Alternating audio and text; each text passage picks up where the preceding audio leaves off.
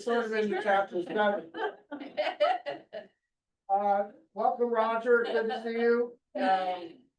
What I want to do is start with a little bit. We're not going to play the whole Sunday Forum. Has anyone seen the Sunday Forum yet? It's deliberate tonight, I'll see it. Okay. I want to just give you a taste of it. I think it was, I'm real happy with it. We're trying to honor Teresa. And the way I thought we could do it with the Sunday Forum is show old clips of her in the Sunday Forum. Because, you know, she was awesome. Well, she talked about strategic planning or this or that. So it was really kind of nice. So if we could just, I can't play the whole thing, but I want to play a little bit of it.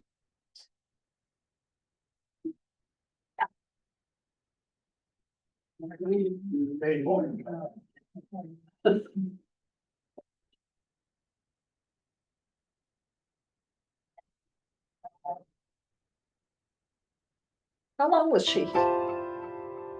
Hello, this is Pastor Rick, and I want to welcome you to the special edition of the Sunday Forum for this Sunday, June the 29th, where we're going to lift up and celebrate the ministry of Teresa Shaw here at Emmanuel.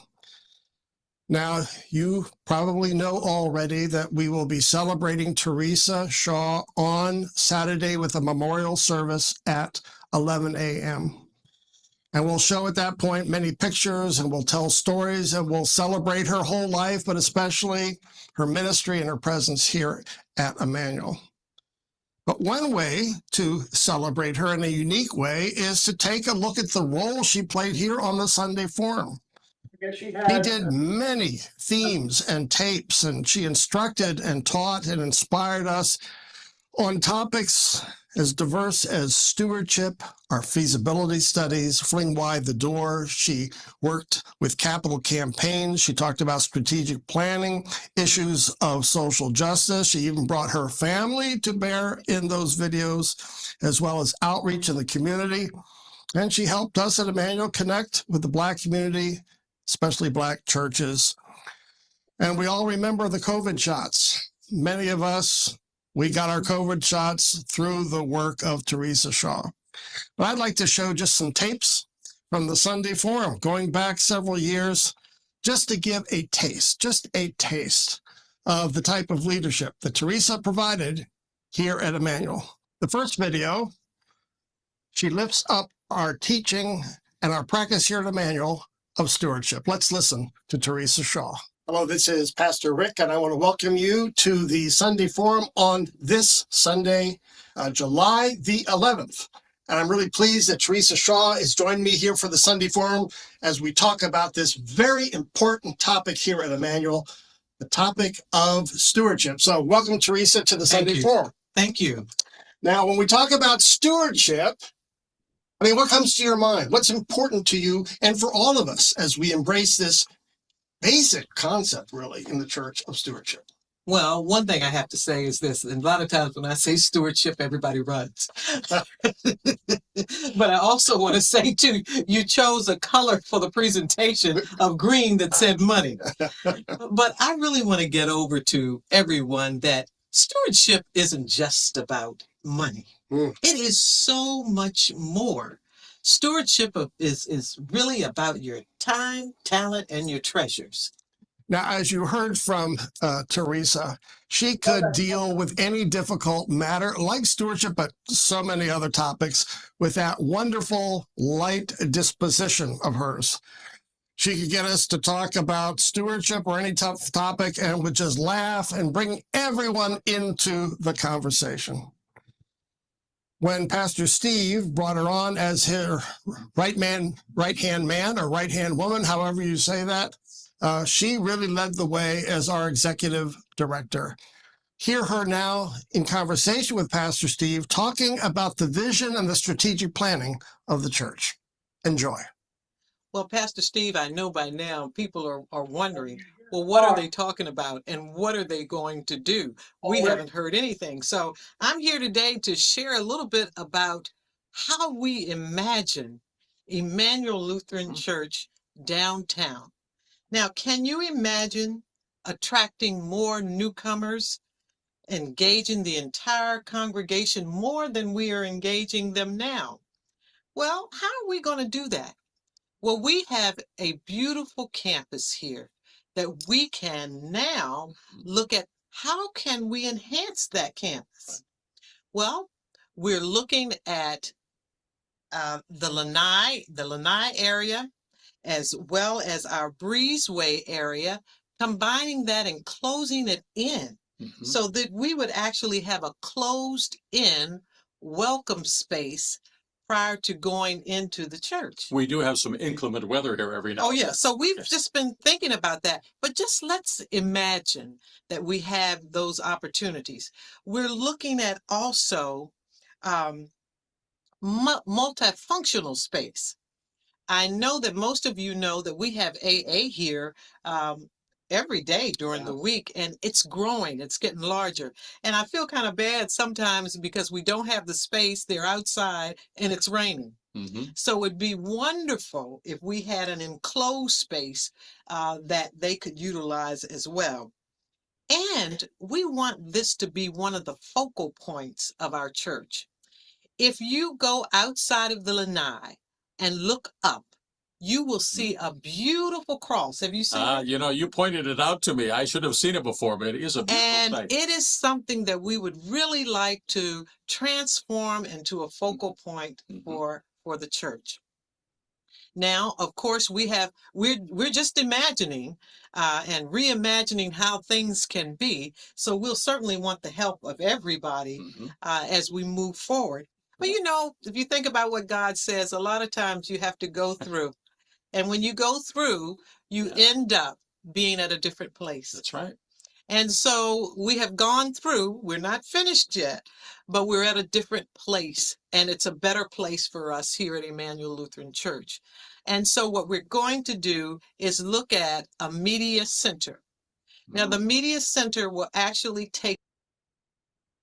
All right, there's a lot of just lovely photos that we found of Teresa, a couple more clips, especially the one where she interviews her kids about what they remember about growing up and what they learned from their parents on racial justice. That was right after the George Floyd incidents. We're talking about Black Lives Matter. And so we were isolated at that time, if you remember. We're not coming to church. So instead of talking about it here in this room, what he said is, we want you to talk about these matters at home and we'll model that. So she interviewed her kids and I interviewed my kids. I think we both were, I learned some things I didn't know from my kids. So that's on there as well as a couple other specials. So I hope that you'll watch that. It's just great to see her in these capacities. Just seeing her healthy, obviously, again, it's just great. So. Also, happy hour is Monday. We had about 13 there on Monday, episode, so season 5, episode 3 of Chosen Last Supper. And the wine is a Viognier. There you go. You know, my brother and his wife showed up and they drank water. So you don't have to have the Viognier. All right, any other, trying to think of, July will be on and will not be on. It's gonna be off and on the whole month, just because I'm gone 2 weeks. And then I did want to meet next week, but they're closing the church next Thursday, so we can't. So there you go. Could you please repeat the date and time for Teresa's? That's this Saturday 11. Saturday. Saturday at 11. And I think when we come early, they've got a nice slideshow, about a 15-minute slideshow for Teresa. So, you know, this was all just Emmanuel stuff, but of course they got her Boys and Girls Club. They'll have other things from her whole life. She was born in Norfolk, Virginia. And I'm sure we're gonna see a lot of family pictures, things that we haven't seen. So I expect that. Her daughter's coming down. I'm pretty sure her son's coming down as well. There's gonna be her sorority from college, I think, here. So some of those women, I think, retired down here, and so that should be interesting as well. When is the next? meeting of this class then? I'm gonna miss 2 weeks. 2 weeks. 2 weeks? Okay. Okay. All right, are we ready for slaughter? Um, one of the things I love about the book is he stops at some details. Details that we would normally pass over or not ask. See, I think that was great. How did they slaughter the animals? How did that actually work? And I just, these priests, you see this all the time. Even last week, this week actually, Elisha, the mantle is passed from Elijah to Elisha. He is plowing the fields with 12 oxen. And Elijah says, okay, now the role of prophet's yours. So he says, let me go and tell my father. Elijah goes, oh, what have I done? I mean, that's the big question when he responds. Is he disappointed in Elisha? Is he going, oh, maybe this is too great a burden, right? But all of a sudden then, Elisha, do you remember what he does? He slaughters the oxen and feeds the neighbors. 12 oxen. That's a lot of slaughter. So, they just kind of throw that out there, just did it. And I think that's part of this story too, is Abraham knew what to do. These guys all grew up on a farm basically and knew how to slaughter animals and just part of it, or to make contracts. That's the point of this chapter. So when you read this, what did you pick up? Cutting the deal came from this expression, let's cut a deal. How did you? I like it. Isn't that cool? Yeah. I forgot that one too. How to cut a deal. Yeah.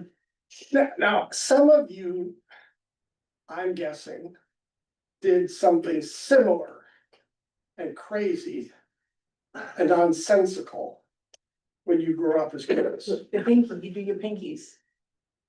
I want to go farther than the pinky swear. Probably a blood brother. Blood, yeah. Did you ever do that? Yes. I'm a girl. Girls didn't do that? Did that. Did you like, Yeah, we pricked each other. Prick your fingers? Yeah, absolutely. now your parents would just die. I mean, it's just mixed, So you did that. Sure. Anybody else do that? You cut yourself and you'd usually prick yourself, Yeah, not just cut prick it, it, prick yeah, it, right? yeah. And then you'd pinky Match, swear, do match, something, or match, match, yeah, right, yeah. right?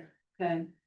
And you do that with your best friend when you made a covenant or a promise, Best friends forever. best friend forever, right? Or secret, don't tell a secret. Yeah, keep swear I'll it keep a secret, right? secret. Is that what you did? Yeah. Okay. Did you tell And it us? wasn't a good secret either. It's a good, have you ever told it? No. So, We're waiting. well, No, I didn't say. No, she did this, my friend did something that she shouldn't have done. and he made you swear. And I told her, I said, I want, she said, don't tell my mother and father, and I said, okay, I won't. And I did some things that I made my own covenants with myself. Yeah. When I took my mother's cigarettes or snuff things, yeah. Oh, yeah, I was an angel. I had to do a few of those. So you were pricking yourself all the time. Blood. So where did we learn that? I can't, Yeah. did someone teach us to prick yourself or to make us, but somehow you grow up and you learn how to, do you, There has to be some in literature about this. Well, wasn't it in Probably a TV? movie on TV. Blood brothers, the Indians. With the Indians. It's that. Blood brothers. Blood brothers. Yeah. well, I bet Tom Sawyer did. Yeah, that sounds like, Right, and we all had to read that in school. okay.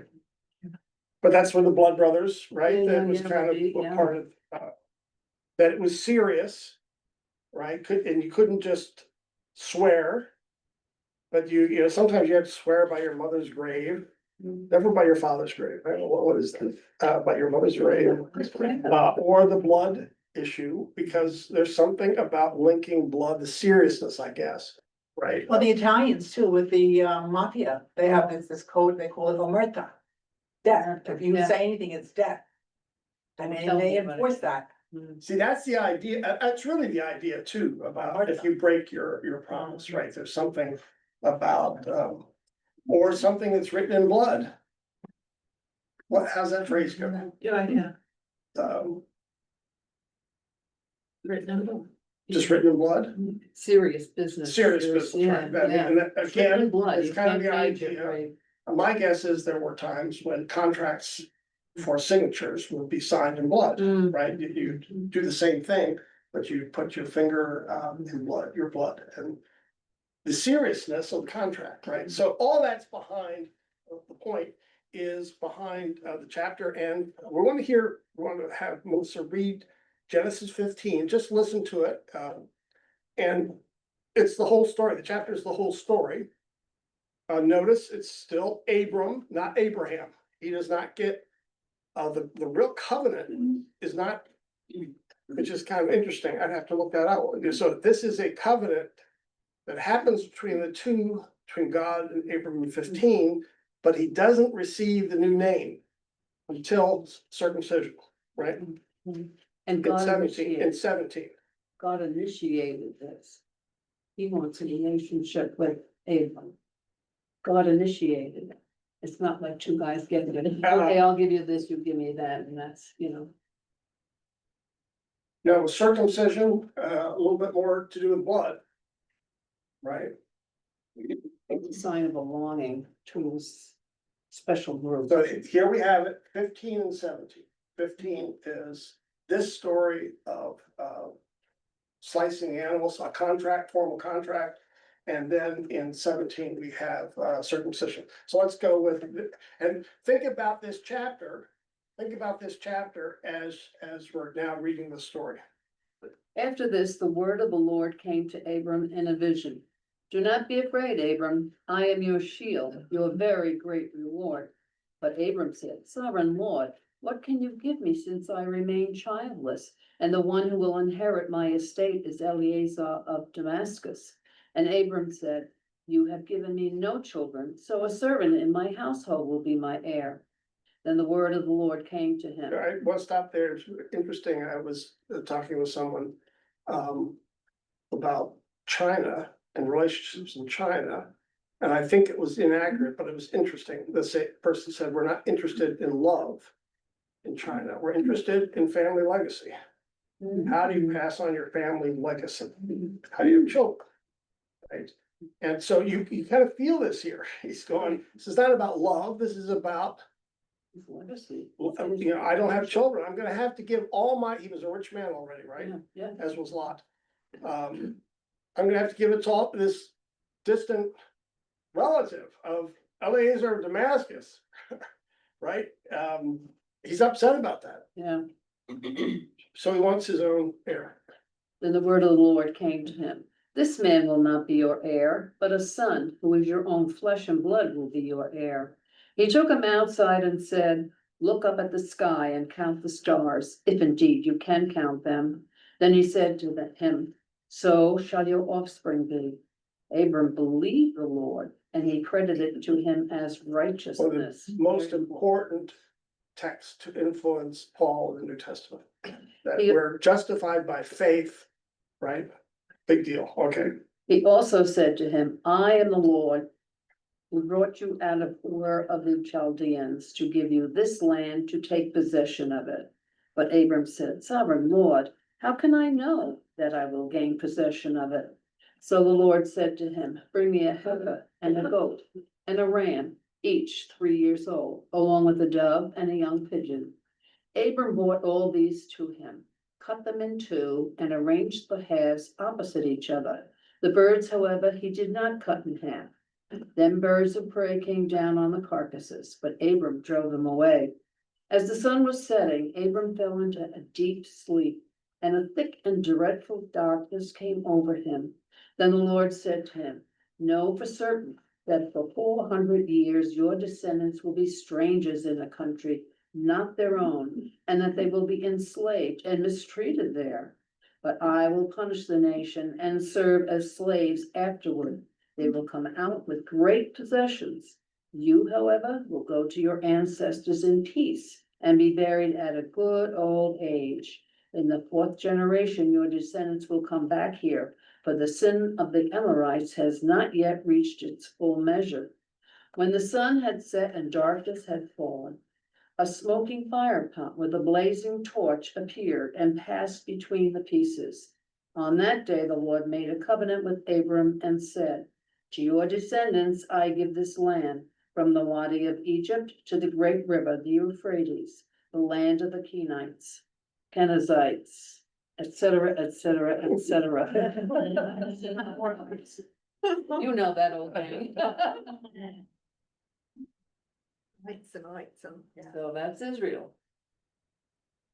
Okay, so what do you notice now in this text? Other than all the lands of The the Jebusites. Kenites, The Perizzites, the Hittites. the Hittites. And he was told, okay, no, I'm not gonna go there. You know, I always read it as if Abraham fell asleep and so it was his problem, he wasn't keeping his part of the covenant, because both parties were supposed to walk through this, right? Correct. And I never thought of it as just God did it, because Just God was making the promise to That's do right. everything, right? Yeah, Never read it that way. he didn't ask anything of Abram, actually. Abraham trusted and believed. That's Other what than he to did. set up. Right. He set up the contract, yeah. The contract, but it was all God doing all this stuff, and I promised this, and he's telling him what's gonna happen in the future to his family. You're gonna be enslaved, but you're gonna come back.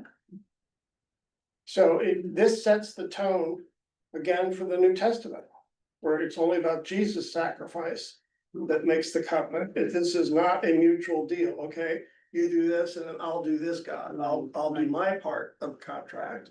And so if I'm not faithful, that would break the contract, which was normally how people view their spiritual lives. Right? If I don't meet my side of the contract, God won't bless me.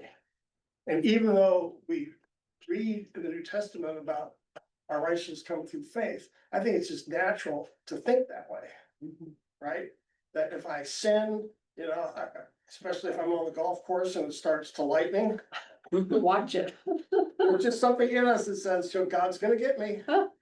God's gonna punish me, right? I mean, it's like in our guts, it's such a natural inclination. It's pagan thinking, but that's in our gut, that's just how we think. And so it's interesting, he waits for Abram to fall asleep to make that point. Right? It's all about God, God's faithfulness got to the contract. It's interesting you say that our natural inclination is to look at the dark side as human beings. And what's, the cure for that? How can we be more positive? How can we be more connected with God? And it goes all into that relationship of reconciliation and opening ourselves to God, saying, you are forgiven. Remember that when you're feeling bad, you are forgiven. You're forgiven, you're forgiven. Don't forget it. And that helps us change our attitude. He changes our attitude, turns us toward him. I think that's the argument, Patrick, about why we need to hear the gospel so often is because, well, like hearing from someone in your family, I love you. Why do you need to hear that so often? The classic joke, when we got married, I told you I loved you and. Enough, I don't have to do it every day. That should be enough unless things change. No, we need to hear it all the time because our natural inclination is to doubt being loved. Just, we doubt it. And so we constantly have to have those reinforcing messages. And this is another one where you have to keep hearing the reinforcing message that Jesus loves you and you're going, yeah, but I had a bad week and you really don't know me, how bad I am. And that's the whole reason, because we slip in our faith. We slip like, does God really love me? But in a way, wasn't God, I don't know, testing is the right word or challenging or what? To see if he would set this up, that he did, he had to do the preparation To do prep. Yeah. for the Lord to say, okay, I'm making the covenant, but he had to do the preparation before the covenant was Right. made. So if he wouldn't have done it, or he wouldn't have believed that You know, it's like, I'm not gonna slaughter all these animals. Why do I wanna do that, you know? There's kind of, I think what Rob said to that, Rob Bell, is immediately Abram knew this was a contract. This was like the socially, this is, oh, Cause he knew that's what was, so Yeah. probably, okay, I'm ready. God, you're ready. Let's make, let's do this A deal. deal. let's make a deal. Yeah, let's do a deal. And so that's the beauty, once we know that. That, you know, he's ready to go, that he falls asleep. Now you can see him chewing, you know, you got dead animals just sitting out there in the sun, so you can imagine him the whole day just going, come on, God. You know, let's get this done with. Why not? The meat's going bad, you know, Why not the Or bird? whatever. Birds. Birds came and Abram chased them. I don't know. Too small, I don't know. Cause they are sacrificed, that's part of the. Right. If you're Sacred. poor, there are certain, and I can't remember, the pigeons, whether they were guilt or sin sacrifice, or Thanksgiving, there's. He didn't. Each animal is sometimes linked with one of the 5 sacrifices. I just can't remember what they all are right now. Cause in the market, they were on the low end, the cheap, you know, they didn't have money. That's right. Yeah, or if you didn't think you really sinned. Small. See, some of us, you might need a ball, the other, yeah. Hummingbird. Yeah, that's right. Give me an emu. That's right. I think that was good, you know. I think it translates into, you know, sometimes we give money out of a sense of guilt and not just out of generosity. So sometimes somebody comes to church with a really large check and you go, At Christmas time. Make them in. what's, you know, it's like when you bring flowers home to Melissa. Sometimes you go, oh, that's so nice, it's so generous. Sometimes you go, what did he do? What did you do? I know what he It's did. kind of, it's the kind of the classic, you know, what's behind the gift, right? Or what's What I behind the did second. do. What you didn't do, right? Oh, mercy flowers. Is that worse? What else do we pick up from this chapter? Not something else, just, but not so dramatic, I guess, you know, cutting an animal in half and making a covenant. But people also would say their word, they shake on it and just, you know, give them their word, and people's word way back when, not, it should today, but I know more back then, because they didn't have the police, they didn't have contracts, they didn't have lawyers, they would shake on it and give their word that they would fulfill whatever promises they had agreed on. It's not as dramatic, but it's the same principle. Because he starts out by saying, you know, this man stole his car, basically, he didn't realize he'd pay for it. You know, so we've progressed a lot, but I mean, back in the day when maybe you didn't have an animal to slaughter, you know, but you just shook on it, and your word meant a lot back then.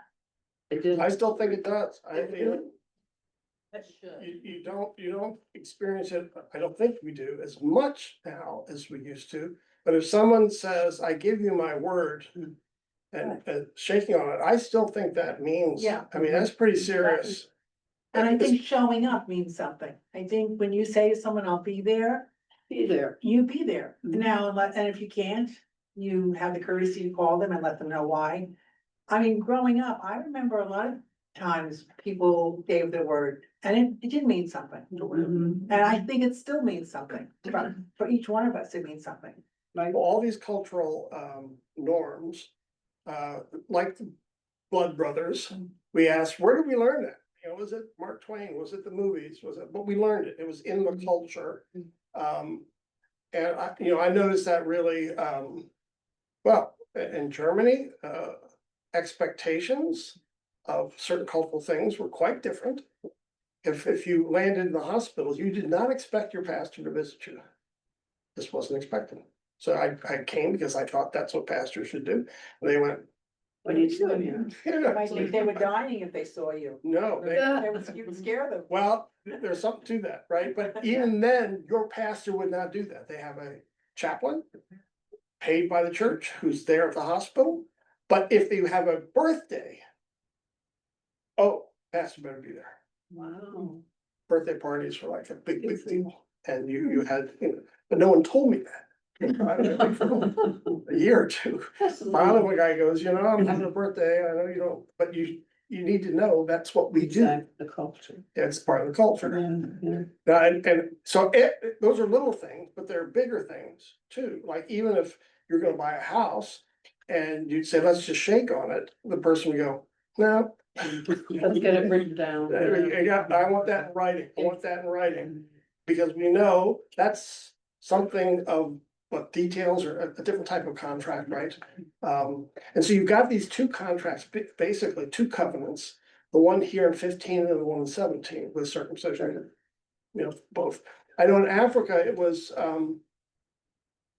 the bishop, he's meeting with me, he's explaining life, blah, blah, blah. We're sitting at a restaurant when we first arrived. And then he said, well, you want to go for a walk? And I said, yes. So we got up and he grabbed my hand and we walked down the street hand in hand, publicly. Their culture. So, trying to figure things out here. What are we doing? Where you taking me? At least he bought you dinner. Yeah. So it would have been odd for him not to hold my hand. That's what I learned later. Yeah. Odd not to. He was trying to display publicly affinity and closeness, friendship, that you would do only with the closest friend. And so publicly, it was affirming me as a visitor that we were close. Wow. And that's not what I'm thinking, No, right? It's not what I'm different cultures. Right. So all these cultural things, that's part of the, I can remember, I think I've shared it before, in high school, going to the first birthday party in an Italian family. Oh. Italian, yeah. And everybody's kissing each other on Yes, the lips. yes, I mean, yes. the men, the women, the men and their daughters, and I am not feeling comfortable. And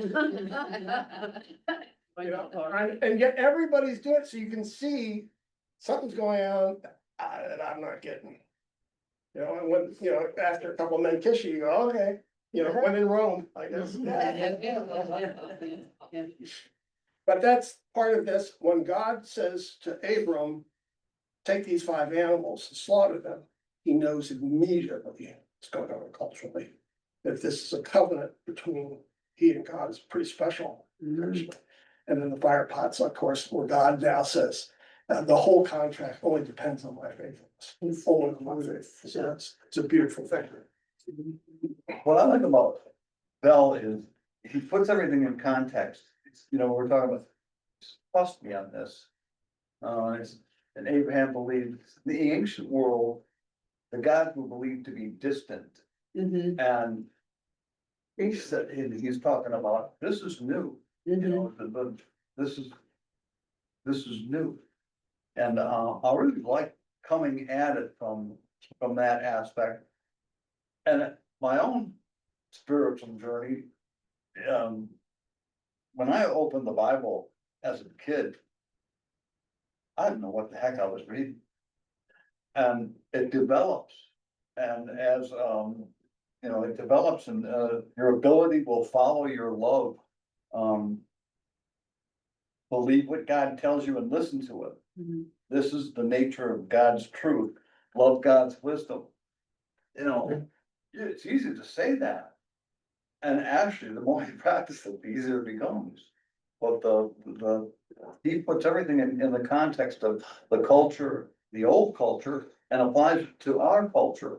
And it's a kind of a smooth, beautiful. So he does talk about the ancient rituals, which I don't think pagan as being someone else. We're all pagan. I just convinced of that. And you can still tell it, which means we have certain inclinations where we want to earn God's favor. Because that's just how humans think, right?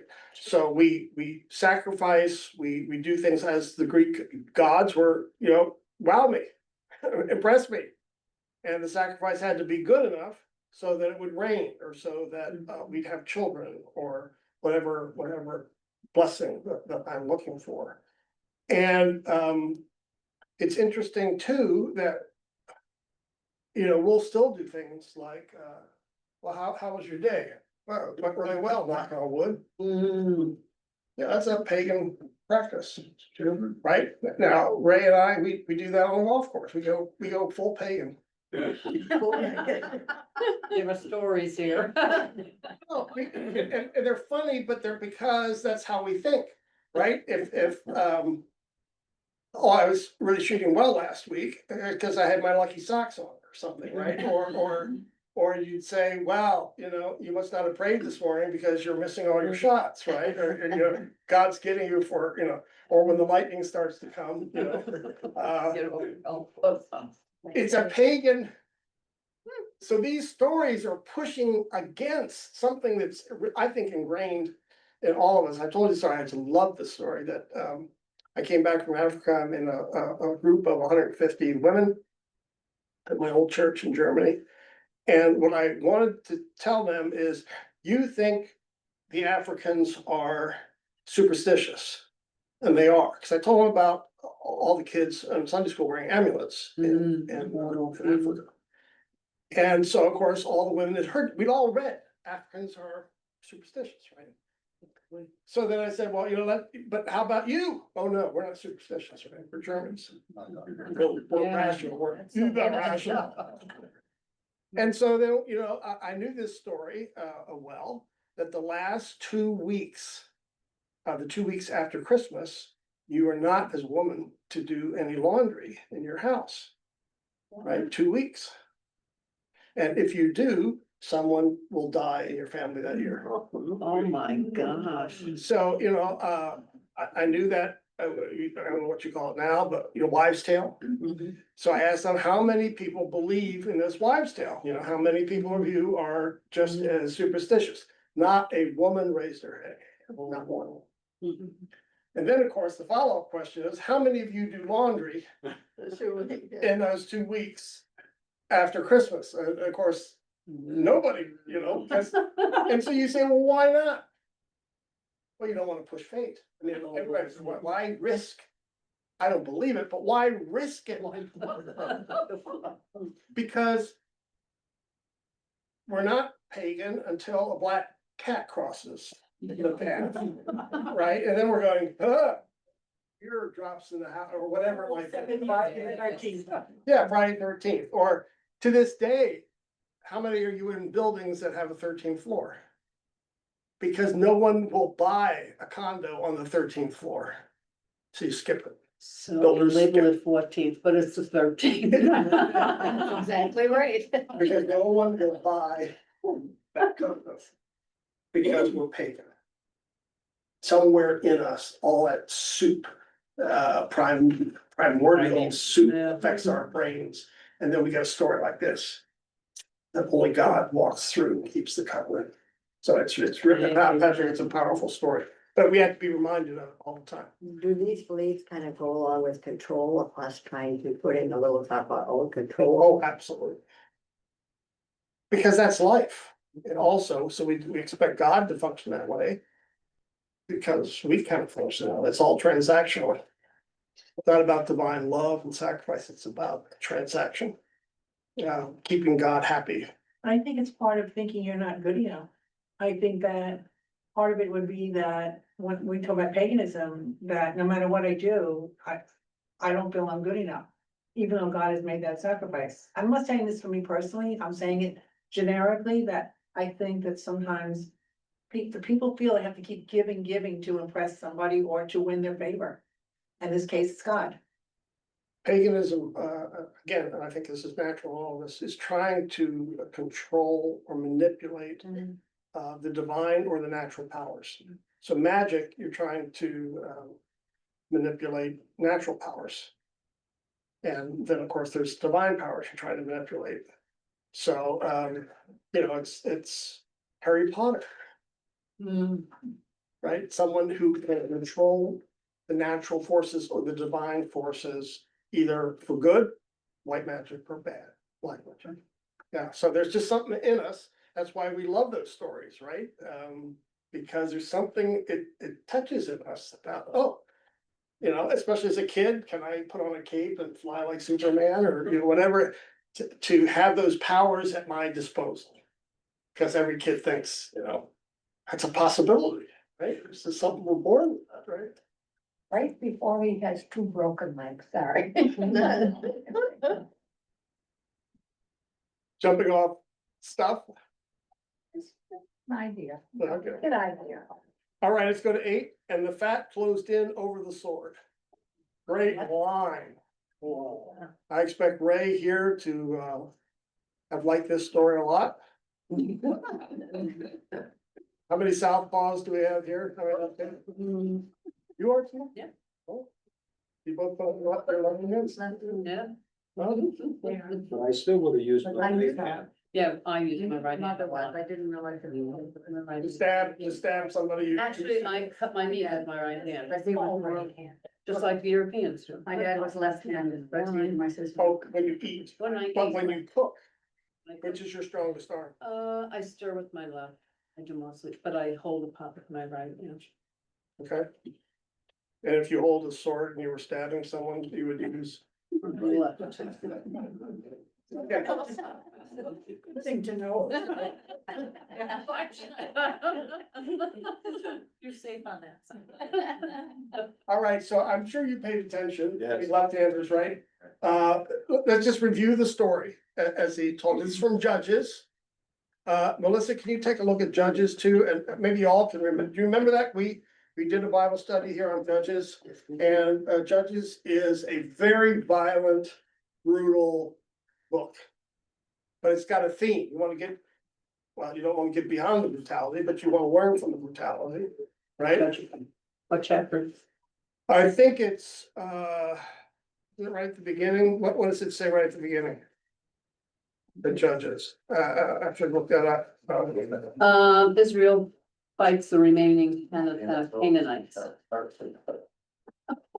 He's,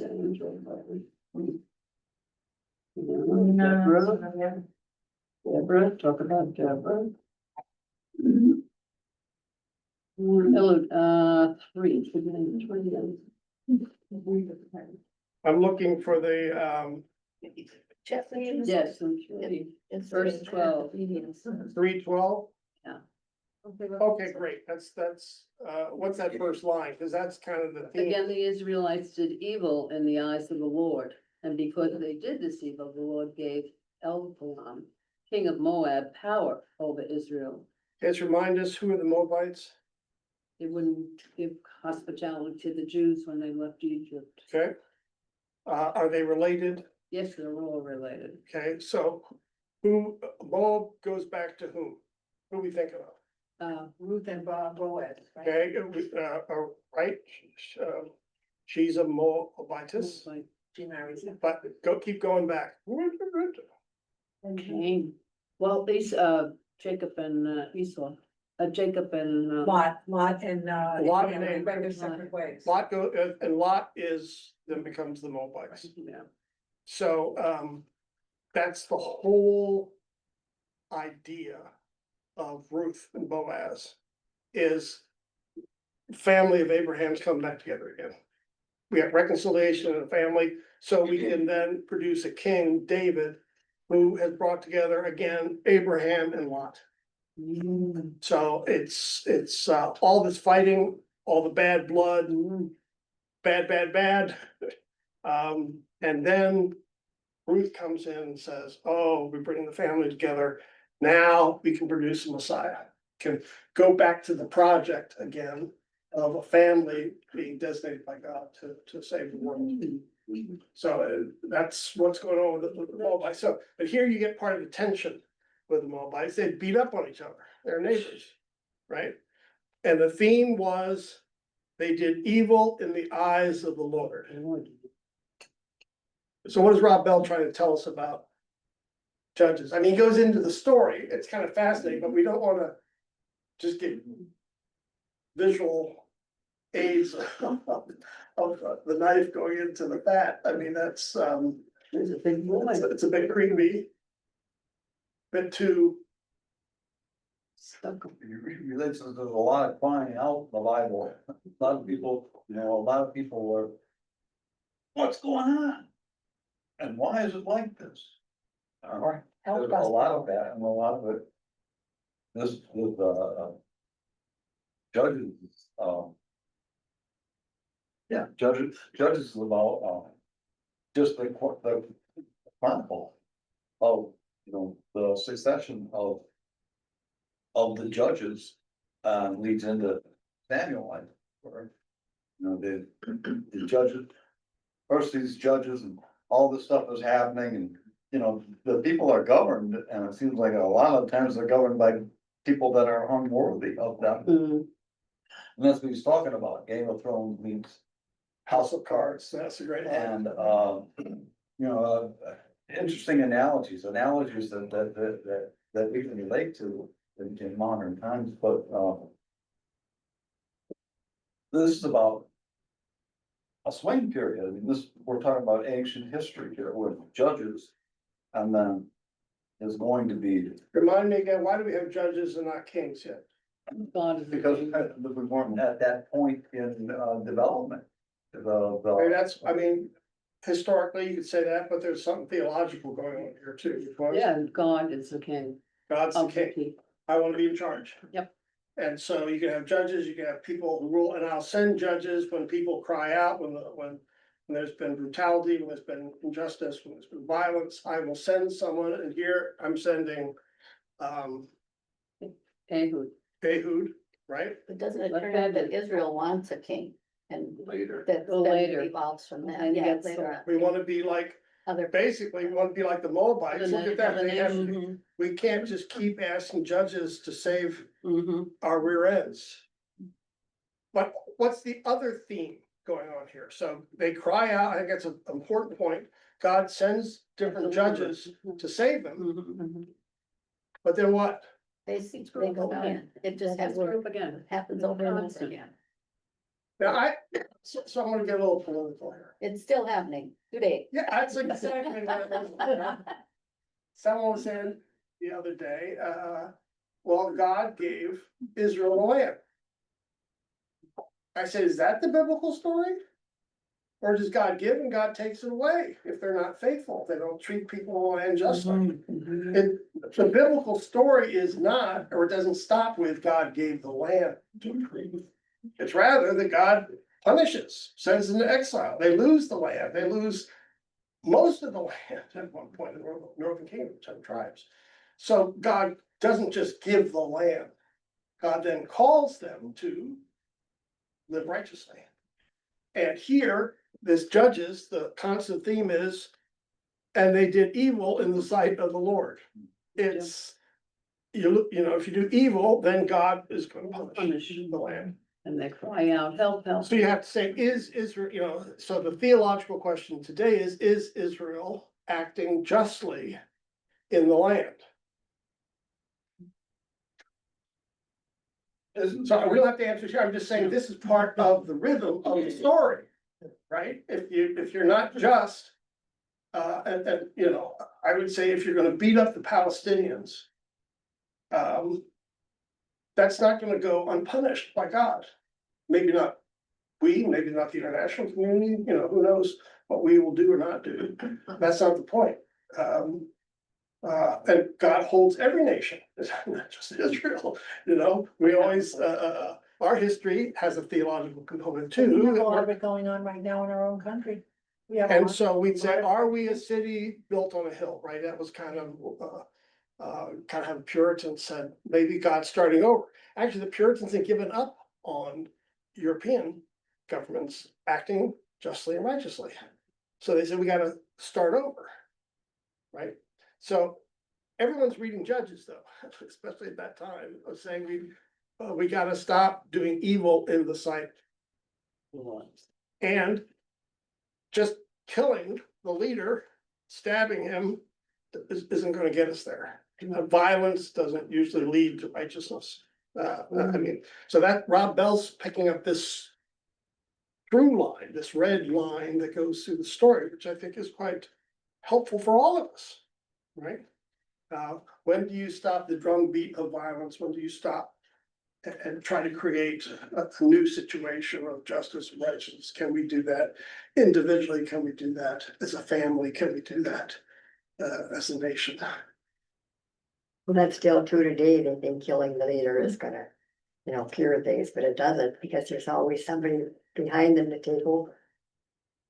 So somebody will always step up, and then it's a tit for a tat, and this is happening in biblical times. Well, the Middle East is still, mired. I mean, you can look at other places too, but Middle East obviously reflects that kind of chaos and the violence that doesn't solve problems. What else did you pick up in the? I kept thinking the whole time, if I was a bodyguard protecting the king, check both thighs. How hard? Really? It bothered me the whole week. Pat down all over. Sure. Legs, both, I mean, yeah. Just didn't check the make right sense. side. No, you're okay. Oh, man, they gotta change their protocols there. No, I say that because it's not the point of the story, but it's a nice wrinkle. Anything else about, had the flat closed in over the sword? I have thought about that phrase quite a bit. These are all master storytellers. So why didn't the storyteller judge, the writing judges, why didn't they just say, and he stabbed him and killed him? This is going into detail. Excess. There is. Force, the whole. Why? Hold the sword in to make it final. By repressing the Israelites, What's that? by repressing the Israelites, they were enjoying excess, or not enjoying, as the case would be, but. It's saying they were just too much, this enemy. So what does that say about how I would tell the story? Just the facts, I don't know. Were you gonna say something there? No, I was gonna say, I look at that as extreme anger to do that forcefully.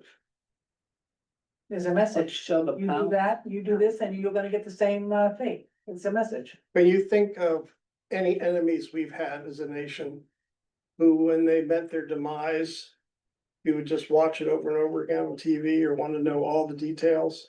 Nagasaki, yeah. Hitler, I guess, Bombing Hitler would of be one, Japan. well, not our nation, but of the workings of the world. I mean, you're thinking like a Saddam Hussein. Well, remember we used to watch his statues, things pulled down with great delight, or Gaddafi, remember in Libya? When he got trapped in the pipe, was it? And we wanted to know all the details because that was an enemy. We were fast, there was a certain Hagen. revenge feeling of Satisfaction.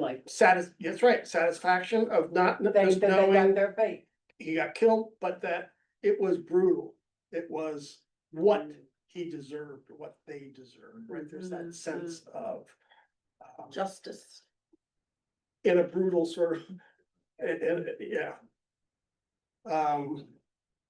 When Epstein hanged himself. you know, If he did, we don't really know if he did or not. He could have been on. They had no cameras, so. all the conspiracy theorists now say he hanged himself, so I don't know. I what don't that know means. if he did. Okay, Yeah. but all people didn't believe it before, now believe it. But we're fascinated by it because he's so abhorrent. It's like Sean Diddy right now. Yeah. So that's another saga. That's a whole nother Epstein Diddy. thing, yeah. So there is something about how the story is told that I think we can identify with. There's a brutality, a sense of justice. And At the same time, that leads nowhere in the story of Judges. It's human, I think we all feel it, and it's very human. But they kept doing evil in this, so the guy comes and rectifies or gives justice to Eglon. But then nothing changes. They did evil again. They did evil, and that's, I think Judges ends that, right? The last chapter, Yes. does it say? Yeah. Hasn't changed. It just hasn't changed. Guys sat together very great on page 70, you know, as he's shifting gears from Judges to Matthew. And he switches, you know, from pearls to pigs and he writes so good. He says, yeah, it's about you know, he puts it in a nutshell about Judges. You can only get if you read it as a whole. Yeah, it's about left-handed liberator and a fat pig, but it's also about a tribe that has lost its way. And that's the general in and out of it. Who sent, The last thing the writer is doing is approving or encouraging this violence. He wants us to see how pointless it is. And then, you know, so when you're reading the Bible, you're always asking questions. You're asking questions about the details of a particular passage. Then you're asking larger questions about that passage as it relates to everything around it. What comes before it, what comes after it, any action or phrase that you've seen before. Sometimes the meaning's in the story itself, other times the meaning is found in how the story sits among a number of other stories. Sometimes it's a larger pattern at the point, and then he shifts gears, and this is good. Now let's move from the idea of patterns to a progression that sits just below the surface in a series of Jesus' teachings. So we're going from history. Now we're gonna be talking about Jesus Christ and his actual words. so the last line in Judges supports that. Do you remember what the last line is? All the people did what they wanted to do. That's right. That's right. Just. And in those days, Israel had no king. Right. And everyone did as he saw fit. Which means even Ehud. Okay, he's trying to act in response to injustice, but he's acting on his own. And now everybody else acts on their own, and everyone's doing violence upon violence. And in Judges, it's no king, so there's no, there's no law and order, right? There's no direction, there's no. So, interesting. All right, now you let us into pigs and pearls. Third chapter. We've all used this line, right? Don't cast your pearl before swine or something. Haven't you used that before? You know, don't. You know, there has to be a book of these things that have come out of the Bible that we're still using, like the sacrifice, no, the goat. Scapegoat, the scapegoat. Yeah, I mean, there's a bunch of those. Mhm. How to deal. I like that. Yeah, So this one, some of the parables of Jesus, right? You don't throw your pearls before someone. Sometimes, I remember that from my parents. That if there were certain friends who were just, difficult kids. Right? Sometimes they'd say, don't throw your, don't go in with that crowd. What are you trying to do here? Don't throw your pearls. Pearl is known by the friends you keep. That sound like mama? maybe. Yeah, that's a more positive way to, that there's certain people, we all know that you can't convince. So why are you trying? Right? Now, we all try that, right? You've got a brother, you got a sister, you got an aunt, an uncle, and you're trying to convince them, persuade them that of your political opinions and that your opinions make sense and theirs makes no sense at all. And then you keep trying. And you're on the phone for an hour and everybody's just as dug in deeper right, into their own convictions. And then you sometimes hang up and go, why do I keep doing that? Right? Is that how I want to talk to my? Did you wanna be right? There's a validation if someone I love will agree with me. Yeah. But maybe it's different pearls you need to choose. I kept thinking about this week, with certain people, the family, speaking of politics is not gonna be helpful. No. Because we're just in different camps. But there are other things we can genuinely profit from and talk about and enjoy one another, you know? So I'm thinking, well, can you change, stretch the metaphor, just use different pearls, right, or whatever? How does he use the pearl and the swine? How does he's referring to the Sermon on the Mount.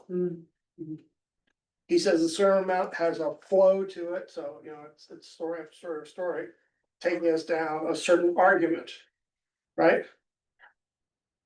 Patrick, I can see you reading that there. What did you pick up as far as the flow and how this statement fits into that argument? Remember what he says there?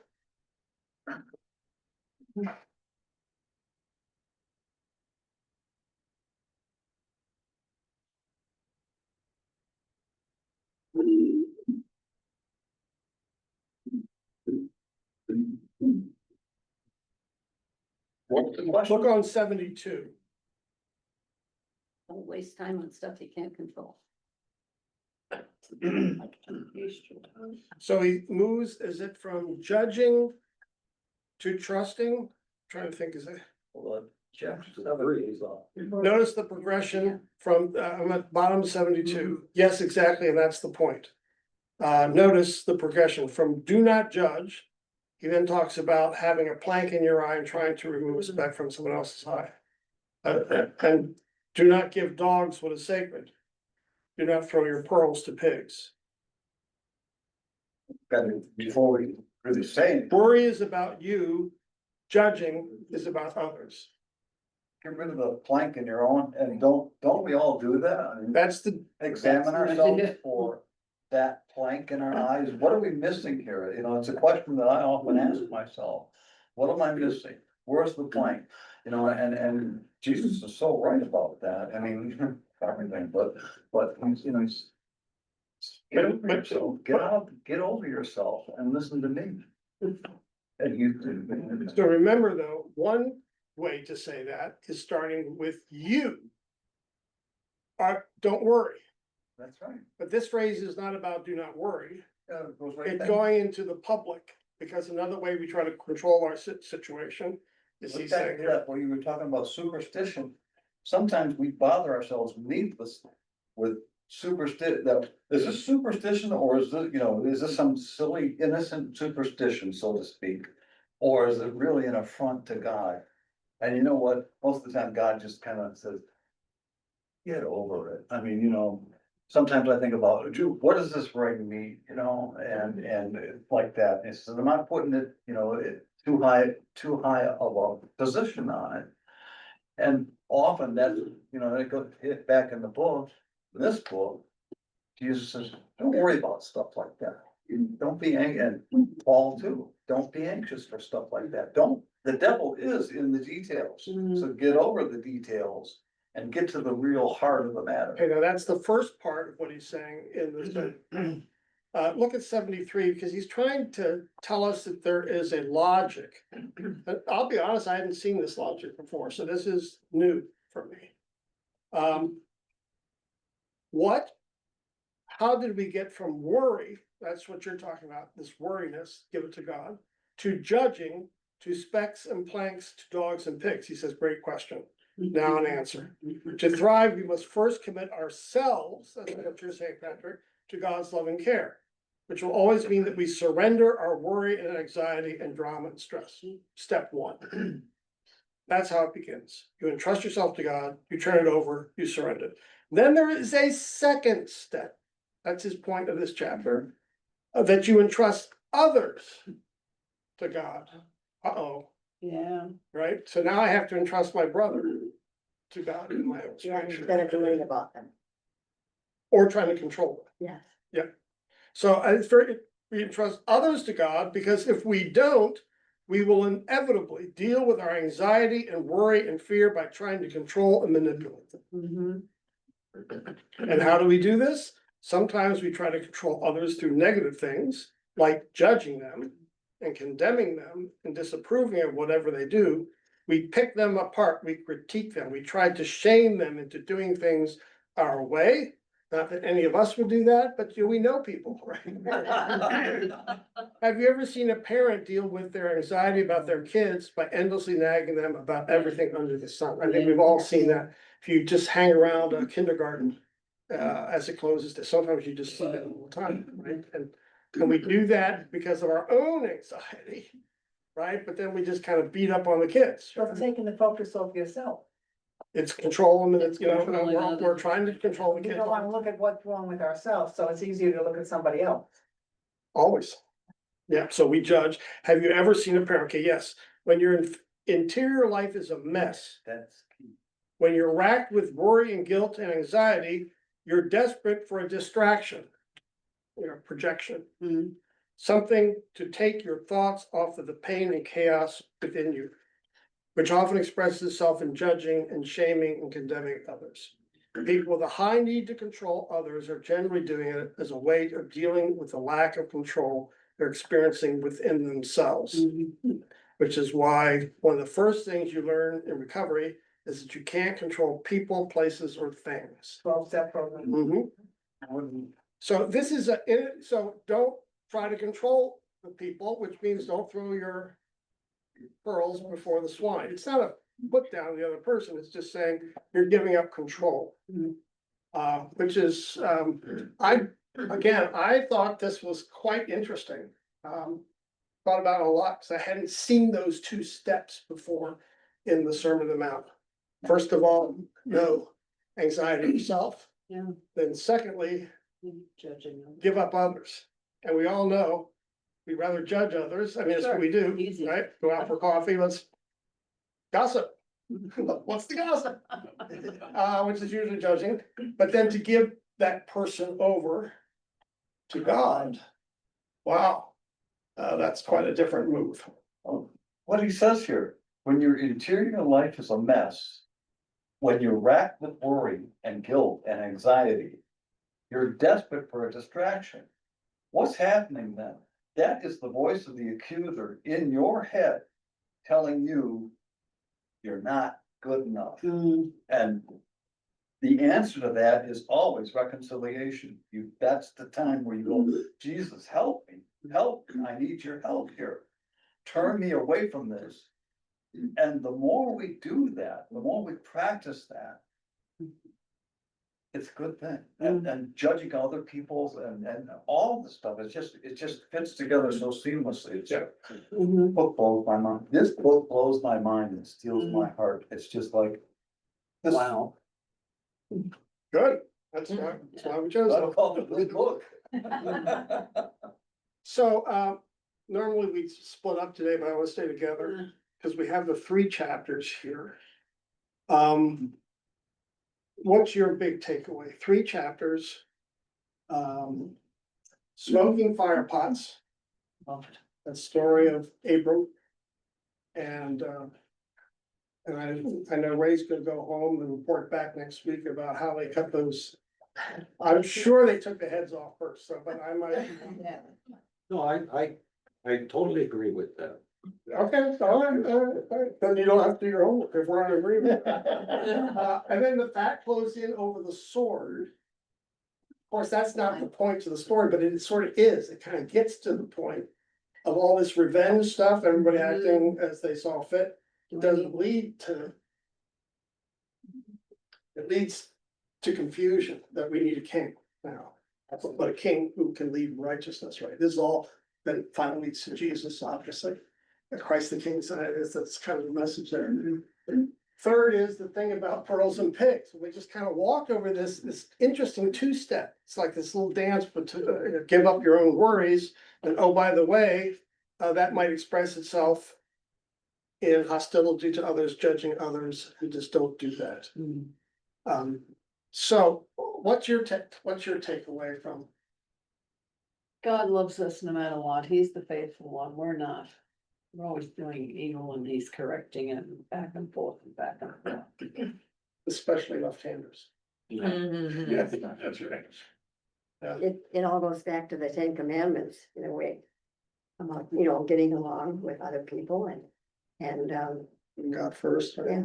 And you just kind of go down the line and kind of touches on it. And knowing that he's in control. of the He's in control situation, or not. whatever it may be.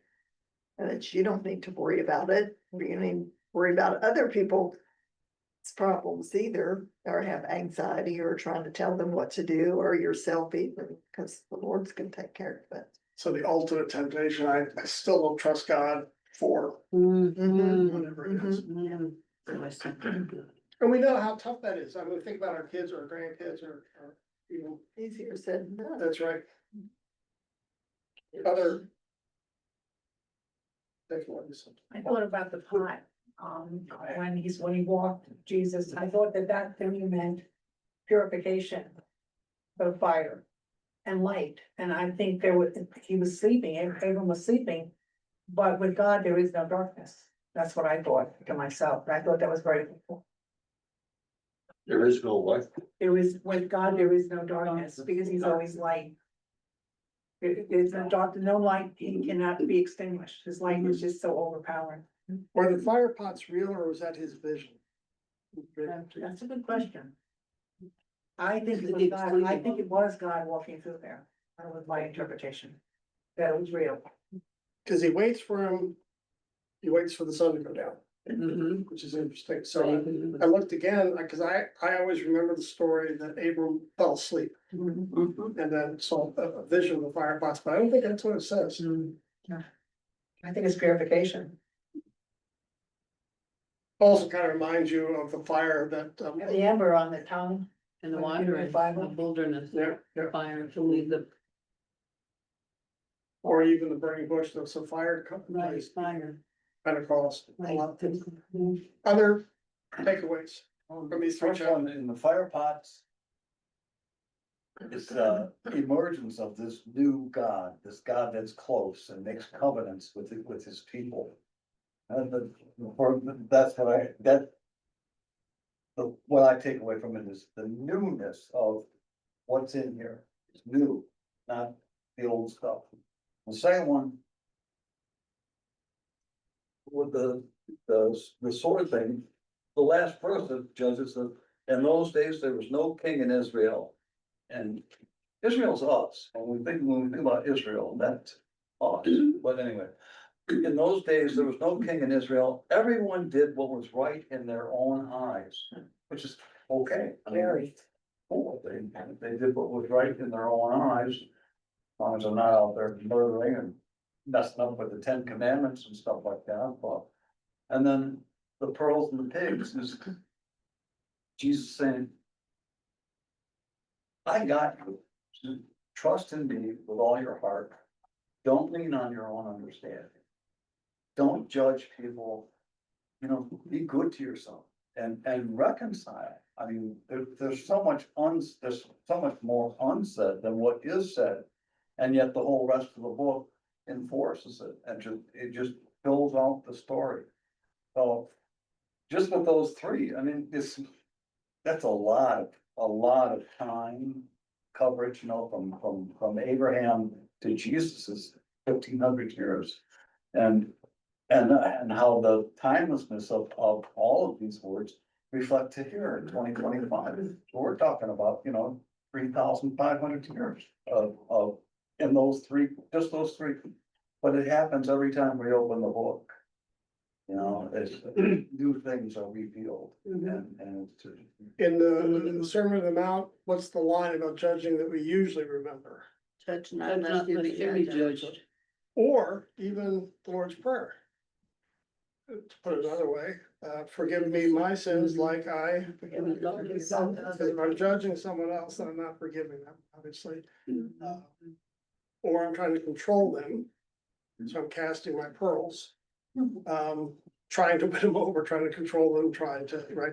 So, it's a very important. I think I've shared this before, that I read Leo Tolstoy's book on Sermon on the Mount. And he thinks everything, it's also do not resist evil.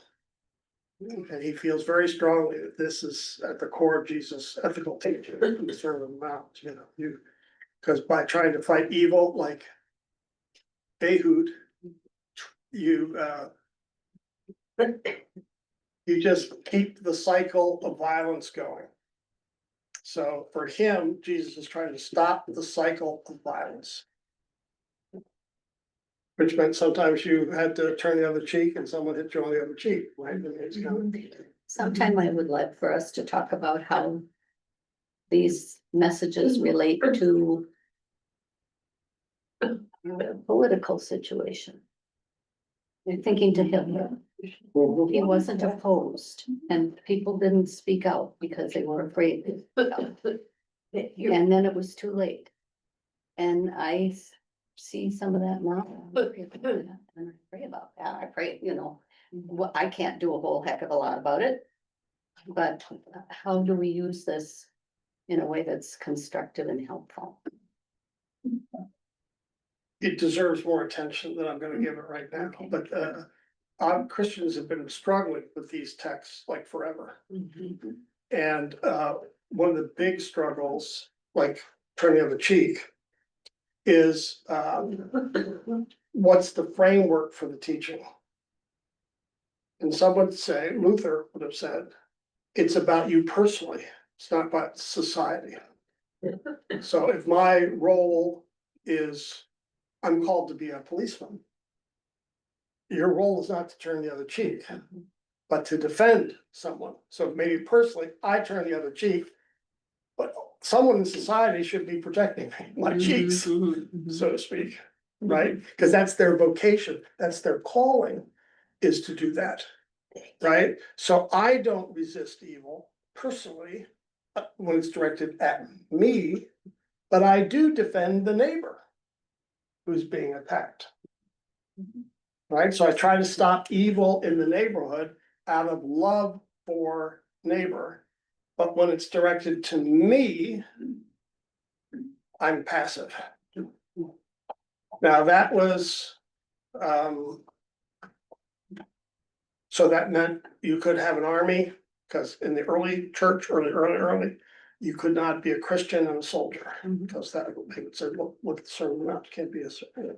So many soldiers would go to fight, would finish their duty, and then be baptized, because they did not want to be baptized and then be called to account by God for breaking the Sermon on the Mount. You know, so everyone has struggled with, and that's one way Luther explained it. I don't fight evil when it's directed to me. However, when it's directed to someone else, because it's love of neighbor, I do. Especially those who have callings in that regard, love of neighbor, policemen, lawyers, mayors, the church, right?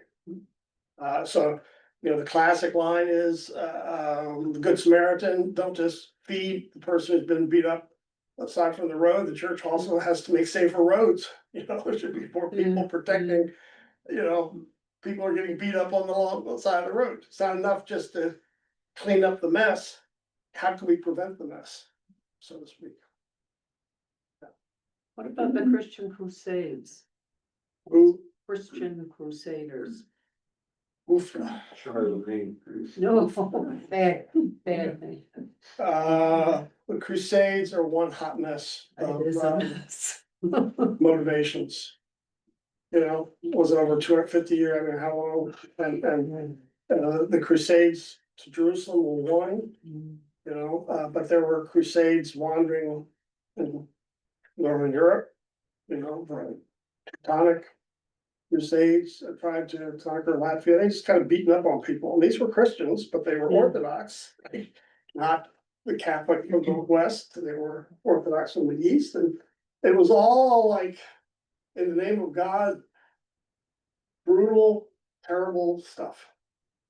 And although some of these knights were incredibly pious, were incredibly giving, went in it for all the right reasons, and so you hear about the Knights Templar, a very distinguished order, very hard to get into, and you had to be serious about your faith.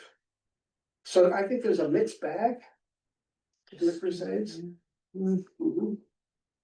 And when you I think one thing you learn, you can't just, we are tempted by naming any other people, any other religion as evil. So if they're Muslim, they must be bad, or whatever it might be. And, boy, you just get in trouble when you take a whole group of people and demonize them. That gives you all sorts of rights then not to treat them as human. And, well, you know, we're all over that in our day. Right? I mean, we just do that so easily. And the Crusades is one great example. You can still go to the East and they're still upset about the Crusades. Really? Yeah, we, you know, we're Americans, so we don't often identify with that history. But boy, they do in the Middle East. 1,000 years ago. Wow. It was so brutal, and those stories were passed Passed on. down.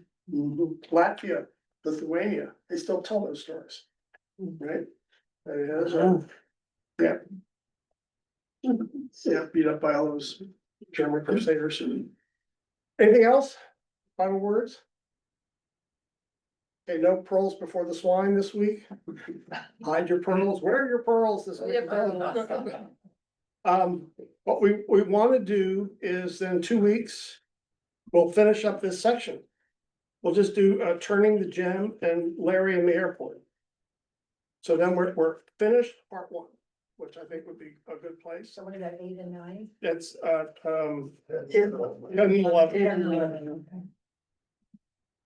And all this part 1 stuff, what I like about it is there's something more going on here. I love that theme, that we run into something. This is kind of the beauty of learning how to read the Bible.